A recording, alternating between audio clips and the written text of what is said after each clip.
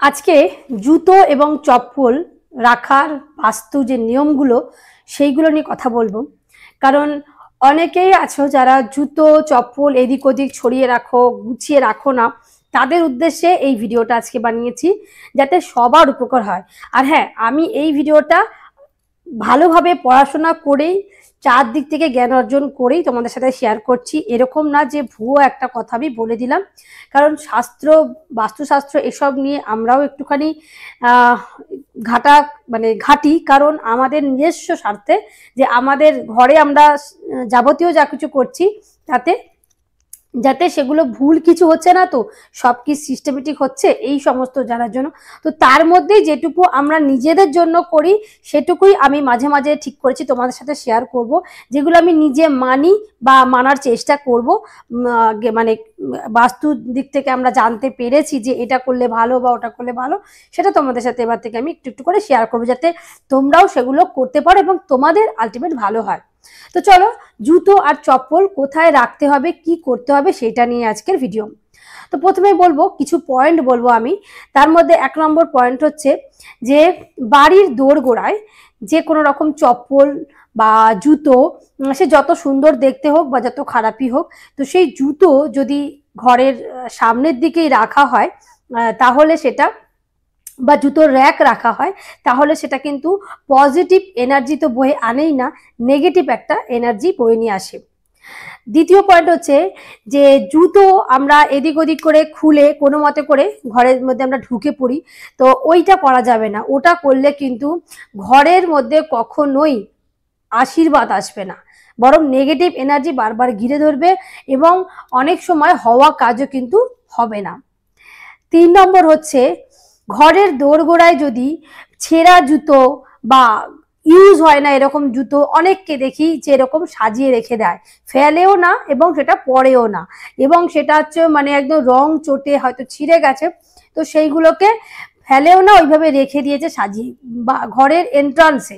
তো সেক্ষেত্রে তাদেরকেও কিন্তু বলবো যে খুব খুব খারাপ তাদের সাথে হবে, এতে কিন্তু রাহুর দোষ লাগে।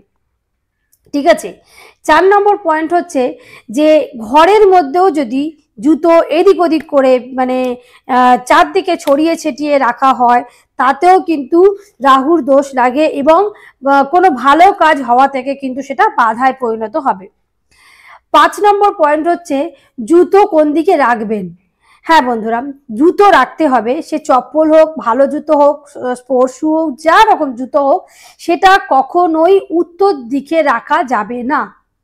উত্তর দিকে কখনোই জুতো রাখা উচিত নয়। এবার আপনারা হয়তো বলবেন যে আমাদের ফ্ল্যাটে এখানে রাখা উচিত না, ওখানে রাখা, আমরা কিভাবে মেনটেন করব। তো সেটা আপনাদেরকেই জায়গা খুঁজে বার করতে হবে যে কোন জায়গাটা রাখলে মোটামুটি ভালো হবে।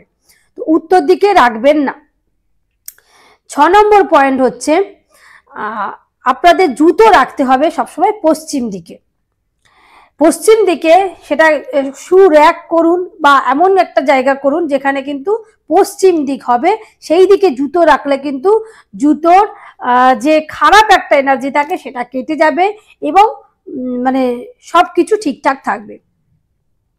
আর একটা পয়েন্ট হচ্ছে যে জুতো এদিক ওদিক ছড়িয়ে রাখা বলুন বা যেখানেই রাখুন না কেন, যে বললাম উত্তর দিকে রাখবেন না আর পশ্চিম দিকে জুতো রাখবেন, কিন্তু এটাও মাথায় রাখতে হবে 7 নম্বর পয়েন্টে, যে যেদিকে রান্নাঘর রয়েছে বা যেদিকে আমাদের ঠাকুর ঘর, মানে ঈশান কোণে আমরা বেশিরভাগ মানুষ ঠাকুর রেখে থাকি, আর যাদের ফ্ল্যাটে থাকে যে ঈশান কোণের দিকে রাখা সম্ভব নয়, তাহলে তাদের ক্ষেত্রে বলবো তারা যাদের যে রান্নাঘর রয়েছে বা সেখানে যাদের ঠাকুর ঘর বা পুজোর ঘর, সেরকম দিকে কিন্তু কখনোই জুতোর র্যাক রাখবেন না বা জুতো এদিক ওদিক ছড়িয়ে রাখবেন না।